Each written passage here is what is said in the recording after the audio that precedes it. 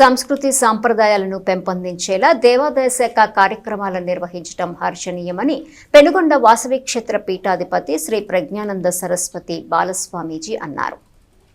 స్థానిక రామలింగేశ్వరపేటలోని శ్రీ దుర్గా పార్వతీ సమేత శ్రీ రామలింగేశ్వర స్వామి దేవస్థానంలో ఉచిత ఆధ్యాత్మిక వేసవి శిక్షణ తరగతులను బుధవారం ప్రారంభించారు. వేసవి సెలవుల్ని దృష్టిలో పెట్టుకుని దేవాలయ ప్రాంగణంలో ఈవో హరిప్రసాద్ ఆధ్వర్యంలో విద్యార్థులకు ఆధ్యాత్మిక విషయాల పట్ల అవగాహన కోసం ప్రారంభించిన శిక్షణా తరగతుల్లో ముఖ్య అతిథిగా బాలస్వామీజీ పాల్గొన్నారు. గౌరవ అతిథిగా పాల్గొన్న ఆర్ఎస్ఎస్ ప్రముఖ్ అవ్వారు శ్రీనివాసరావు విద్యార్థులకు ఆధ్యాత్మికత సాంప్రదాయాల పట్ల అవగాహన కల్పించారు. విద్యార్థుల్లో ఆధ్యాత్మిక భావన కలిగించేందుకు వేసవి శిక్షణ తరగతులు దోహదపడతాయని చెప్పారు. త్రిపురారి పట్ల ప్రమీల విద్యార్థులకు పలు ఆధ్యాత్మిక అంశాలను వివరించారు.